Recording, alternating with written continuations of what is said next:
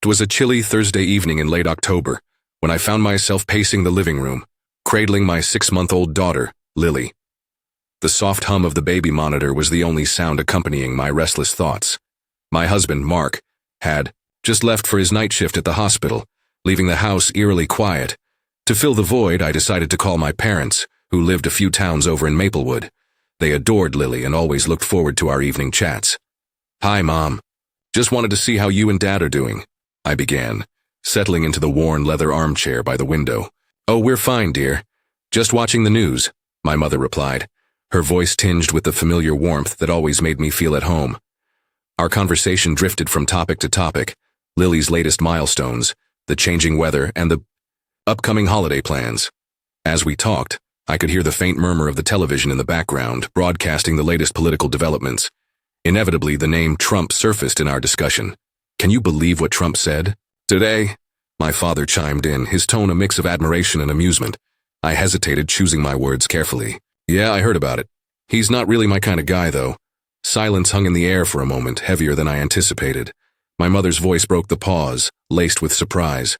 "Not your kind of guy? What do you mean?" Sensing the brewing storm, I attempted to steer the conversation away from politics. "Oh, I just have different views on some of his policies. But anyway, did I tell you about Lily's new trick? She's starting to crawl." But my diversion fell flat. My father, never one to shy away from debate, pressed on. "Different views, like what? What could you possibly disagree with?" Taking a deep breath, I decided to be honest. "Well, for starters, his approach to the education system concerns me. As a teacher, I've seen firsthand how budget cuts and policy changes affect our schools, and his stance on tariffs worries me too. It impacts our economy in ways that hurt the middle class." My father's voice grew stern. "I didn't realize you were such an extremist liberal. Where are you getting these ideas? CNN? MSNBC? Come on, Dad, it's not about being liberal or conservative. I'm just sharing my perspective based on my experiences," I replied, trying to keep my tone calm. But the conversation had already taken a turn I couldn't control. My parents, staunch supporters of Trump, saw my differing opinion as a personal affront. Accusations flew, voices rose, and before I knew it, the call ended abruptly, leaving a hollow feeling in my chest. The next few days were a blur of anxiety and regret. My parents hadn't reached out since that call, and their silence was deafening. Lily usually stayed with them on Mondays while I worked, but with the rift between us, I had to scramble to find alternative childcare. The thought of our fractured relationship weighed heavily on my mind. One evening, as I rocked Lily to sleep, Mark noticed my distress. "You okay?" he asked gently, placing a reassuring hand on my shoulder. "I don't know what to do," I confessed, tears welling up in my eyes. I never wanted to argue with them, especially over politics. But now it feels like I've lost them. Mark sighed, pulling me into an embrace. "Give it some time, maybe they'll come around. Family disagreements happen, but the bond you share is strong. They'll realize that." His words offered some comfort. But the uncertainty lingered. Days turned into weeks, and the chasm between my parents and me seemed to widen. I missed our daily chats, their laughter, and the way their faces lit up when they saw Lily. The upcoming holidays, once a source of joy and togetherness, now loomed as a reminder of our estrangement. In the quiet moments, I replayed that fateful conversation in my mind, wondering if I could have handled it differently. Should I have just nodded along to avoid conflict? But then, wouldn't that mean suppressing my own beliefs and values? The internal tug-of-war was exhausting. One afternoon, as I watched Lily play with her toys, a realization struck me. I didn't want her to grow up in an environment where differing opinions led to broken relationships.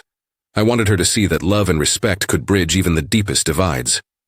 With renewed determination, I decided to reach out to my parents, hoping to find a path to reconciliation.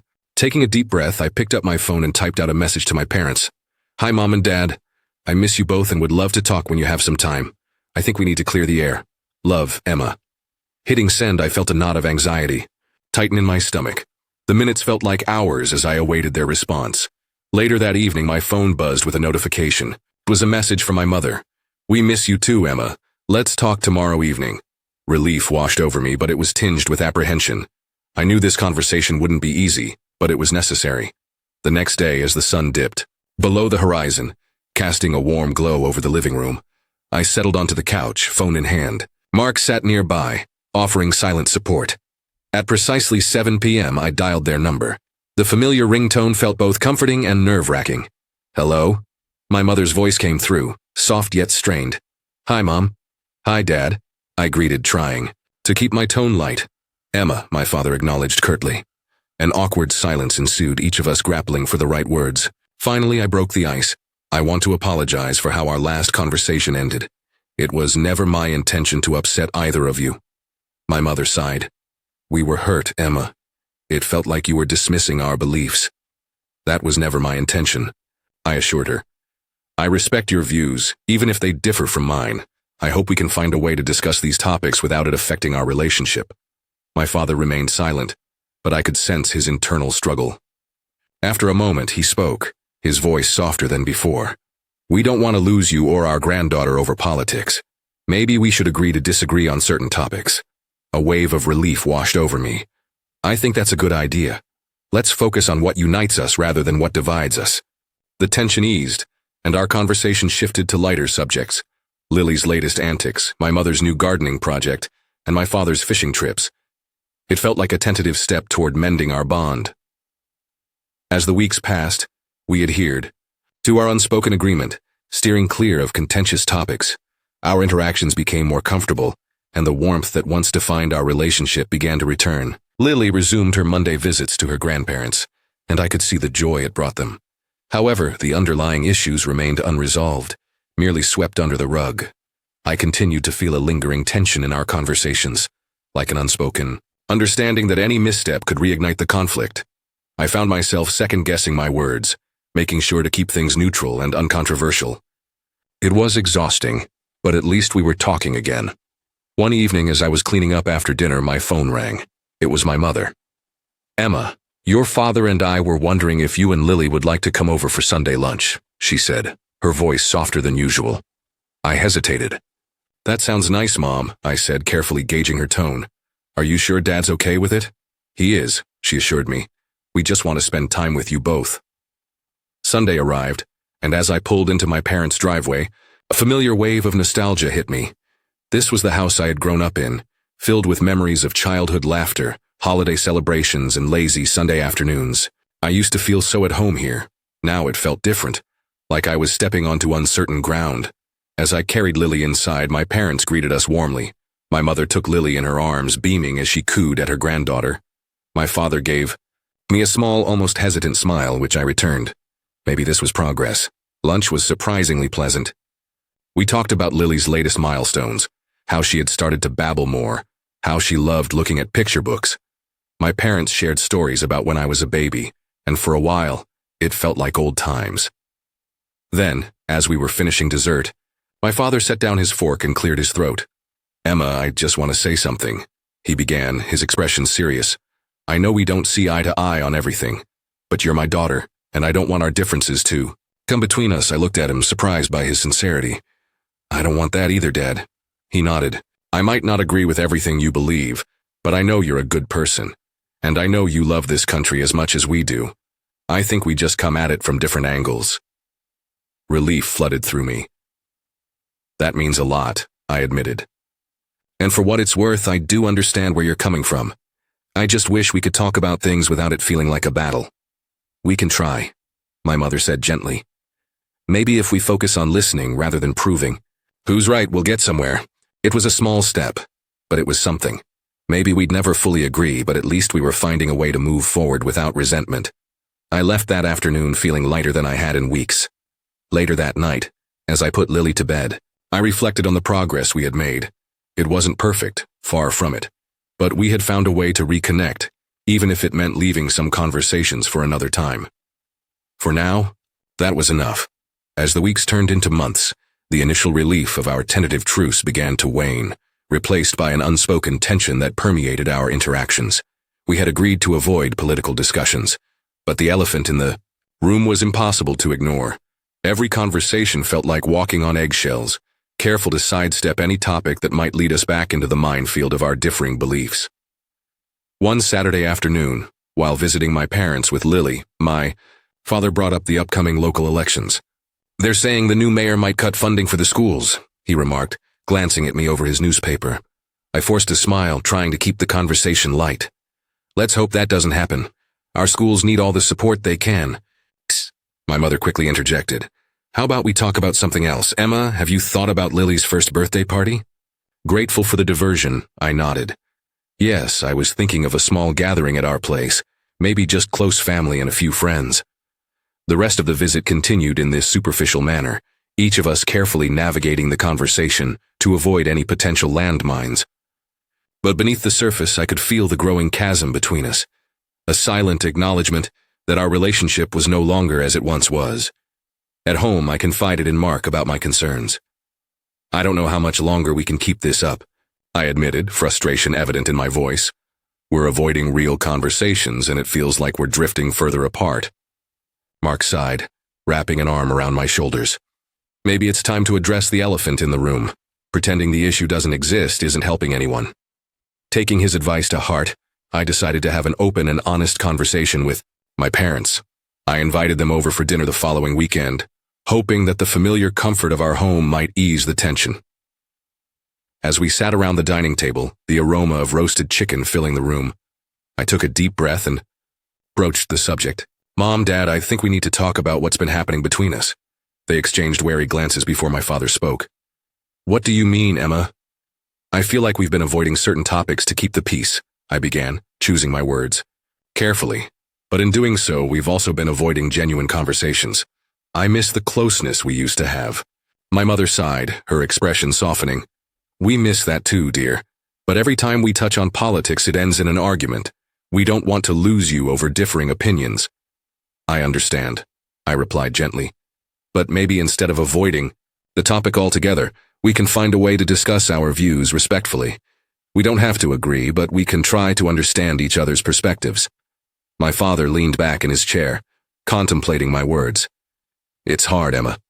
The world feels so divided right now. Sometimes it seems like there's no middle ground. I know, I acknowledged. But if we as a family can't find a way to bridge that divide, what hope is there for the rest of the world? We have to start somewhere. The conversation that followed was one of the most challenging we've ever had. We laid bare our fears, our frustrations, and our hopes for the future. There were moments of tension, but also moments of understanding. We didn't resolve all our differences, but we took a step toward genuine communication. In the days that followed, I reflected on the importance of these difficult conversations. Avoiding the topic had only widened the gap between us, but confronting it head-on with empathy and respect had begun to heal the rift. I realized that while our beliefs may differ, the love and bond we share as a family are stronger than any political divide. As Lily's first birthday approached, I felt a renewed sense of hope. We planned a small gathering, just as I had envisioned, with close family and friends. The house was filled with laughter, the scent of fresh flowers, and the joyful chaos that only a child's birthday can bring. Watching my parents doting on their granddaughter, I couldn't help but smile. We still had a long way to go, but for the first time in months, I felt optimistic about the future. As the months rolled on, our family found a delicate balance, carefully sidestepping political landmines to preserve our fragile peace. However, the 2024 presidential election loomed large, casting a shadow over our interactions. The nation was more polarized than ever, and the tension seeped into our home, threatening to unravel the progress we'd made. One crisp October evening, as the leaves painted the town in hues of amber and gold, I received a call from my mother. Her voice, usually warm and comforting, carried an edge of urgency. Emma, your father and I have been talking, she began, pausing as if weighing her next words. We think it's time we discuss the upcoming election. It's too important to ignore. A knot formed in my stomach. We had avoided this topic for so long, but I knew this moment was inevitable. Taking a deep breath, I agreed. We decided to meet at their house that weekend, hoping that familiar surroundings might soften the discourse. Saturday arrived, bringing with it a sense of foreboding. Mark offered to watch Lily, giving me the space to focus solely on the conversation. Ahead, as I drove to Maplewood, memories of my childhood flashed before me. Bike rides down Maple Street, ice cream cones at the local parlor, and evenings spent on the porch listening to crickets serenade the night. Those memories felt distant now, overshadowed by the chasm that had grown between us. Upon arrival, I was greeted by the familiar scent of my mother's pot roast, a dish that had comforted me through countless hardships. We sat around the dining table, the weight of unspoken words hanging heavy in the air. Emma, my father began, his tone measured. "We know we have different views, but we want to understand your perspective. Why do you feel the way you do about the current administration?" His willingness to listen caught me off guard. Gathering. My thoughts. I spoke from the heart. "Dad, Mom, my concerns stem from what I've observed as a teacher. Budget cuts have led to larger class sizes and fewer resources. I see children struggling, and it's heartbreaking. Additionally, policies that alienate our allies and impose tariffs have made it harder for families like ours to make ends meet." My mother nodded slowly. "We hadn't considered how these policies might affect your work and the children. We get most of our information from the news, but hearing your first-hand experience is different." Encouraged by their openness, I continued. "I understand that you support the administration for reasons that matter to you, but I believe it's possible to hold different views and still find common ground." My father sighed, rubbing his temples. "It's hard, Emma. The media paints everything in black and white, and it's easy to get caught up in the rhetoric. But you're right. We need to focus on what unites us."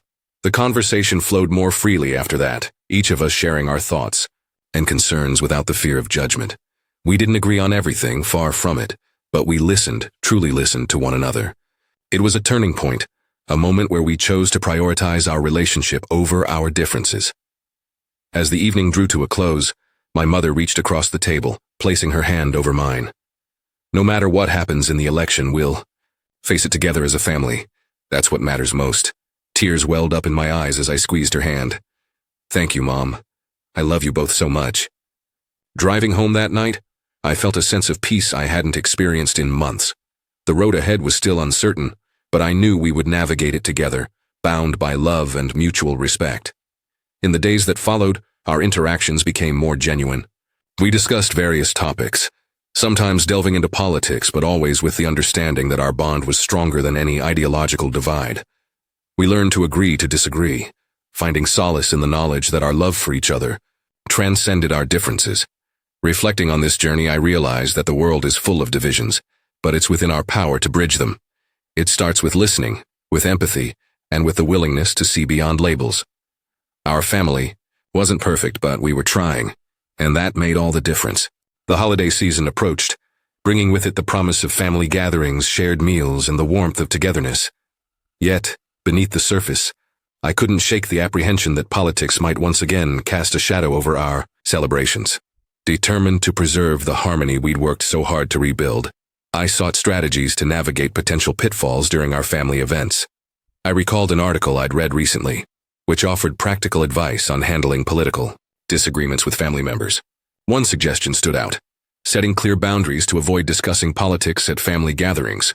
The idea was to emphasize the importance of focusing on the occasion and each other's company, rather than delving into divisive topics. This approach resonated with me, as it aligned with our goal of maintaining a harmonious environment. Time +1 AP News +1. With this in mind, I decided to have a candid conversation with my parents before our Thanksgiving dinner. One evening, after putting Lily to bed, I called them.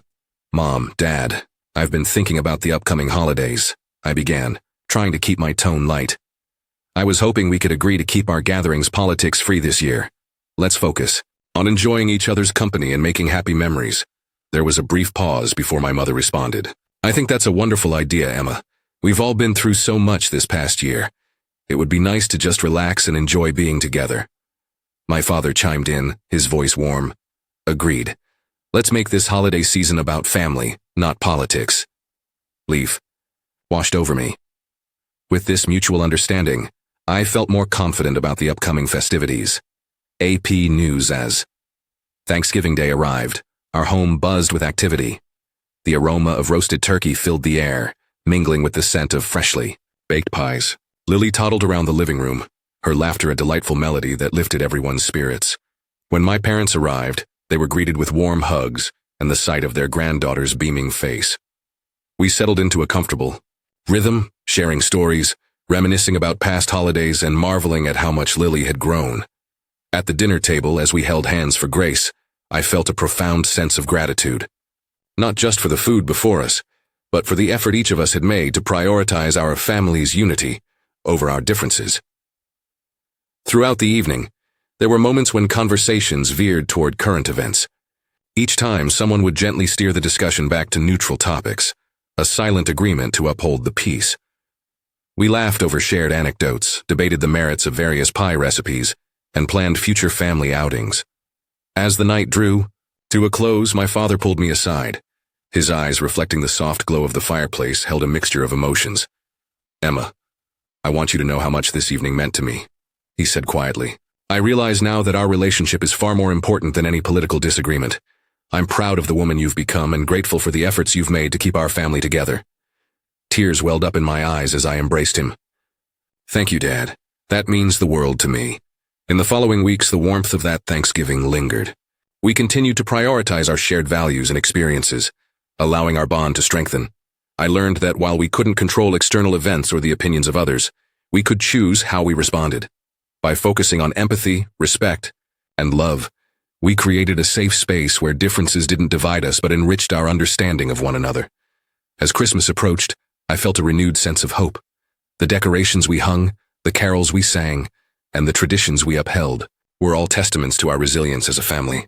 We had navigated the stormy seas of disagreement and emerged stronger, anchored by our commitment to each other. Reflecting on the journey, I realized that the true essence of family lies not in unanimous agreement, but in unconditional love. It's about embracing each other's imperfections, celebrating our unique perspectives, and finding common ground amidst the diversity of thought. In the end, it wasn't about avoiding difficult conversations, but approaching them with compassion and an open heart. We learned that by listening more and judging less, we could bridge the gaps that once seemed insurmountable. And in doing so, we discovered the profound beauty of unity and diversity. As winter melted into spring, our family settled into a comfortable rhythm, having learned to navigate our political differences with grace and understanding. We focused on shared values and cherished the moments spent together, especially with Lily growing more curious and lively each day. It seemed as though the storm had passed, leaving behind a clearer sky. One sunny afternoon, while Lily napped and Mark was at work, I received an unexpected call from my younger brother, Jake. Jake had always been the free spirit of the family, traveling extensively and often immersing himself in various cultures and communities. Our conversations were sporadic but always filled with warmth. "Hey sis," Jake's voice crackled over the line. "Got a minute?" "Jake, it's been a while." "What's up?" I replied, pleasantly surprised. He hesitated before speaking, a rare occurrence for someone usually so outspoken. "I've been doing some thinking, and I need to share something with you." Curiosity piqued, I leaned back in my chair. "Go on." Jake took a deep breath. "I've met someone. Her name is Amina, and we're serious about each other. I want to bring her home to meet the family." A surge of happiness rushed through me. "That's wonderful, Jake. I can't wait to meet her." He paused again, his tone turning somber. "There's more. Amina is originally from Syria. She moved here a few years ago to escape the conflict. She's Muslim." I sensed the underlying concern in his voice. "Jake, you know Mom and Dad have their biases, especially with everything that's been happening politically. How do you think they'll react?" He sighed. "That's what I'm worried about. I love her, Emma, but I don't want to cause a rift in the family." I understood his apprehension. Our parents, despite the progress we'd made in bridging our political divides, still held certain prejudices, particularly influenced by media portrayals and societal narratives. "Let's approach this thoughtfully," I suggested. "Maybe start by telling them about Amina without mentioning her background. Let them get to know her as a person first." Jake agreed, and over the next few weeks, he shared stories about Amina with our parents. Her kindness, her resilience, her love for cooking. They grew fond of her through these anecdotes, expressing excitement about meeting the woman who had captured their son's heart. When the day finally arrived for Amina to visit, I could feel the tension beneath the surface. Jake had informed our parents about her background a few days prior, and while they had been taken aback, they agreed to keep an open mind. Amina arrived bearing homemade baklava, her warm smile instantly lighting up the room. She greeted my parents with a polite "Assalamu alaikum," explaining that it meant peace be upon you. They nodded, albeit a bit stiffly, and invited her in. Throughout the evening, Amina's genuine nature shone through. She shared stories of her homeland, not of war and strife, but of rich culture, family traditions, and the beauty of Damascus's ancient streets. She spoke of her journey to the United States, her challenges, and her hopes for the future. My parents listened, initially with guarded expressions, but gradually their demeanor softened. They asked questions, not out of skepticism, but out of genuine curiosity. By the end of the evening, laughter filled the room as Amina taught us traditional Syrian dance steps, and we shared stories of Jake's childhood antics. After Amina and Jake left, my mother turned to me, her eyes moist. Emma, I realized tonight how limited our perspective has been. Amina is a lovely woman. I see why Jake loves her. My father nodded in agreement. It's easy to form opinions based on what we hear and see in the media. But meeting Amina reminded me that individual experiences are far more nuanced. This unexpected turn of events became a catalyst for deeper reflection within our family. We began to challenge our preconceived notions, recognizing that our differences, whether political, cultural, or religious, could be opportunities for growth rather than division. In the months that followed, Amina became an integral part of our family. She introduced us to new cuisines, traditions, and perspectives. Our family gatherings became richer, not just in flavors but in the diversity of thought and experience. Reflecting on this journey, I realized that the true essence of unity lies in embracing our differences. It's about moving beyond tolerance to genuine acceptance and appreciation. Our family's story became a testament to the idea that when we open our hearts and minds, we pave the way for deeper connections and a more harmonious world. That's the end of today's story. Did things turn out the way you thought, or were there some surprises along the way? Share your thoughts in the comments. I'd love to hear what you think. If you enjoyed this journey, don't forget to hit the like button. And if you haven't joined the community yet, now's the perfect time. Subscribe and turn on notifications so you're always the first to catch new stories. Thanks for watching, and I'll see you in the next adventure.